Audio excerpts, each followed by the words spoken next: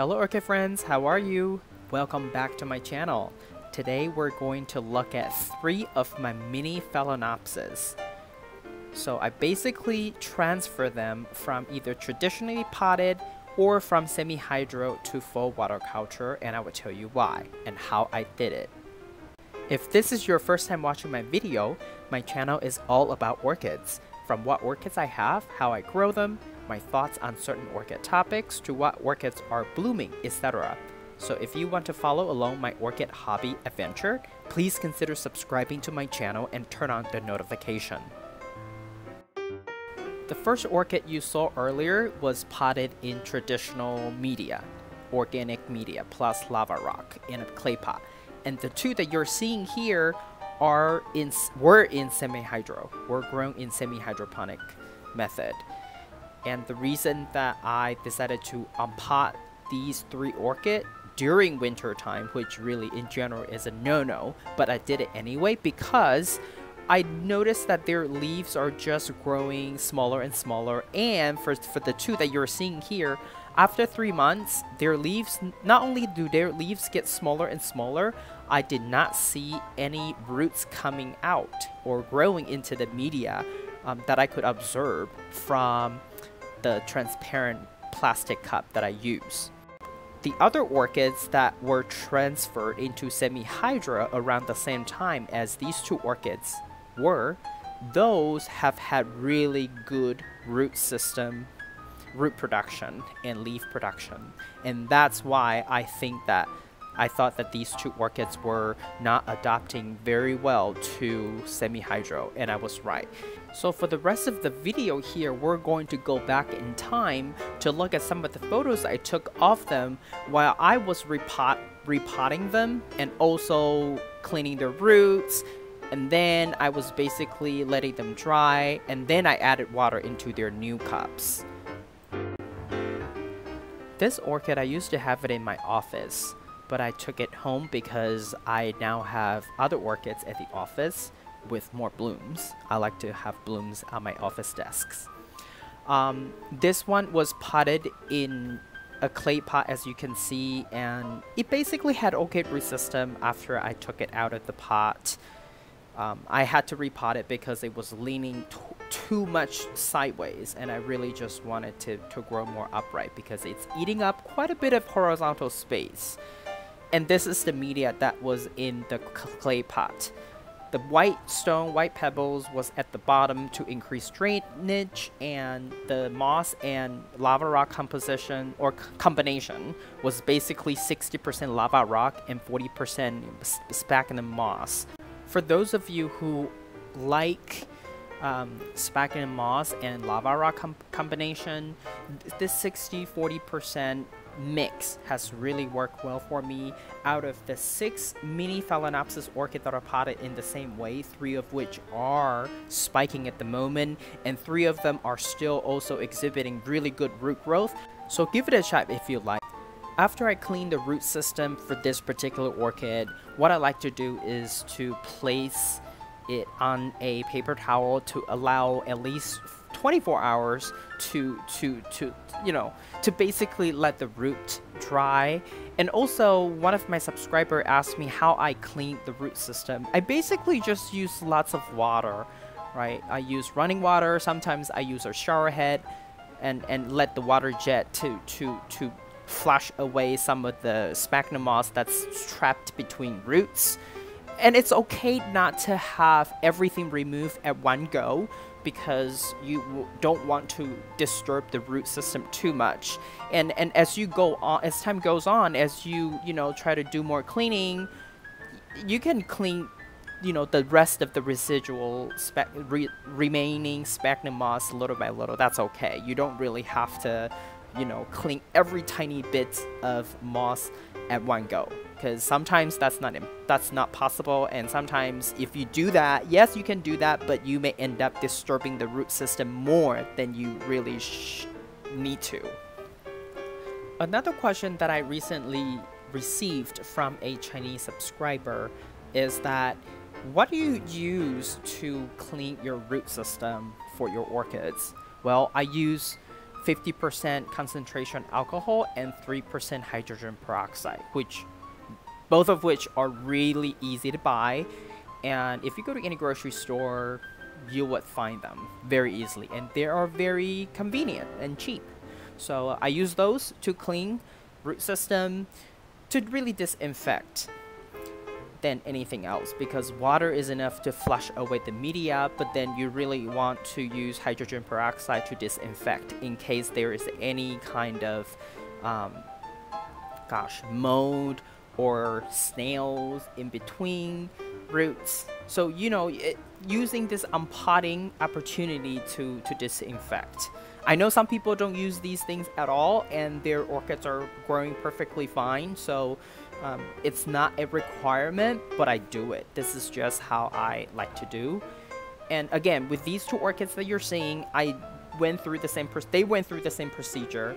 After being cleaned, I put them on a paper towel to allow dry for 24 hours.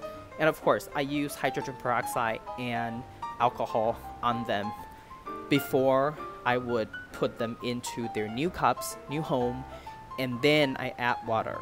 Again, you really want to allow at least 24 hours. And I would explain why I think 24 hours is critical in the video later. And by the way, these are no ID mini Phalaenopsis that I have purchased from Trader Joe's. They're easy to find, so if anything goes wrong with them, I am still okay. I won't be too upset.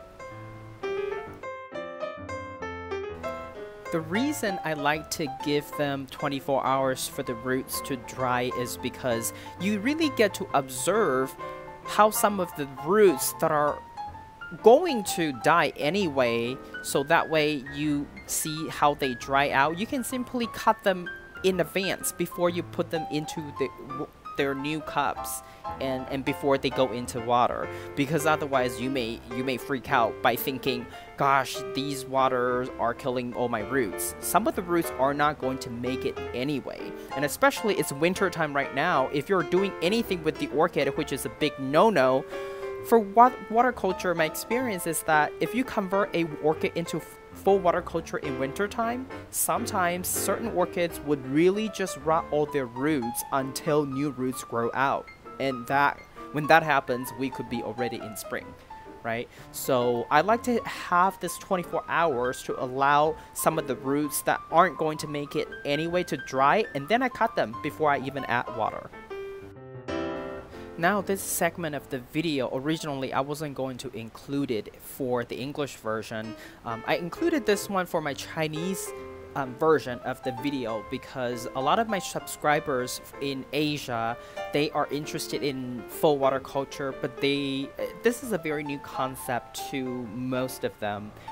Unlike us here, it's been years that people have been talking about full water culture. So I basically show them how much water I give to each one of these 3 orchids and the reason why. But eventually I thought, you know what, in case there is any one of you who is new to this orchid growing hobby that may want to learn more about full water culture, maybe what I share here would help you in some way. So I thought I would include this segment and give you a quick explanation on why I give certain amount to certain orchid.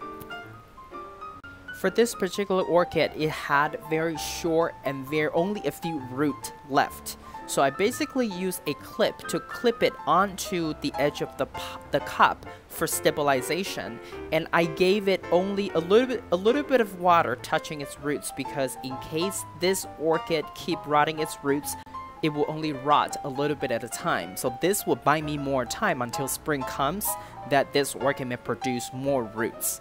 And for this one, it has much longer roots, and it's long enough to reach the bottom of the cup. So I basically only gave it a little bit of water at the very bottom, and I do not use a clip to stabilize this orchid further because it didn't need it. It doesn't need it still.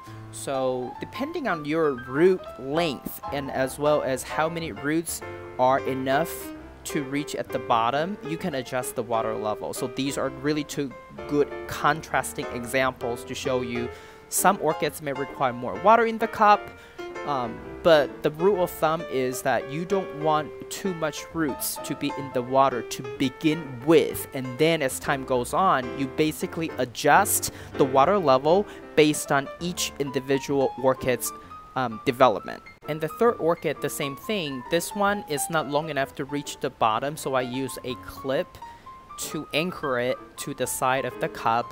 And again, only a little bit of root is touching the water because I want to buy myself more time until spring comes, so that way even if the roots are rotting, it will only do that a little bit at a time. As this orchid adjusts to full water culture and as the weather warms up, we will have a better chance of it liking full water culture and get well adjusted. So it's been 5 weeks since I converted them into full water culture. How have they done? They have done really well. As you can see, this one is the one that was in the clay pot. It's growing a new leaf in the middle, and the two small roots on the side, it has now grown very long, one of which is already touching the side of the cup. Even though it's growing upwards, I'm just gonna not even bother this one because this root will be probably the anchoring roots for stabilization. But thankfully, the other root is growing straight down into the cup, and this one will be the key root for the success of the full water culture conversion for this method, for this orchid. So once the root that's growing downward, once that one is long enough to reach the very base of the orchid, I will be able to increase the water level to its liking. For the other two orchids like this one, let's slightly go back in time to look at the root system then. After I trimmed some of the bad roots, it only really had maybe 4 or 5 decent roots left, and it was really short as well.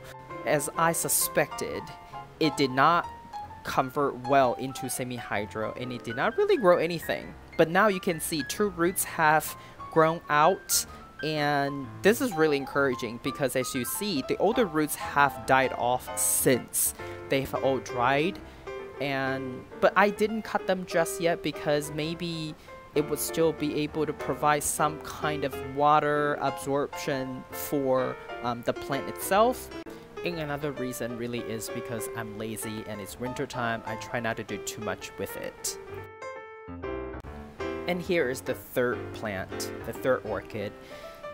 This picture is to show you that basically the decent, good, healthy roots are above the media. And what's inside the media, even though this one may seemingly look like it has more roots, the fact that after I trim off the bad roots, the remaining roots still look pretty questionable. I didn't like the color that I was seeing at all.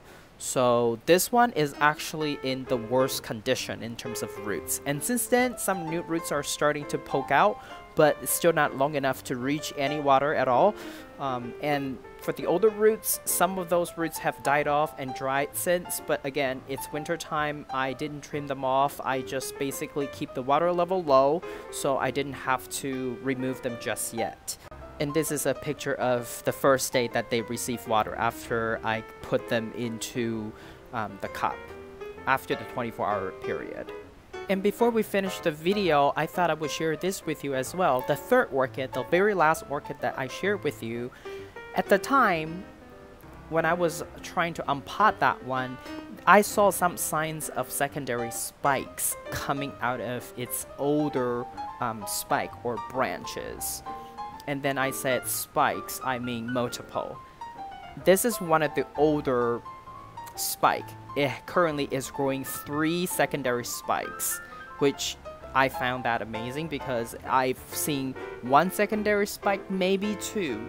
But this mini, especially with its lousy root system, it's producing 3 secondary spikes on 1 older spike, and then this one is the 4th one, but this is the only secondary spike on the other original spike.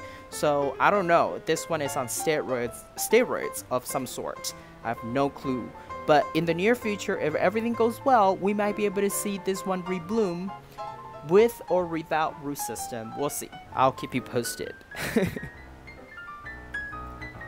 This is all I have for you today. If you like this video, please give it a thumbs up. If you would like to get more orchid related videos from my channel, please subscribe and turn on the notification.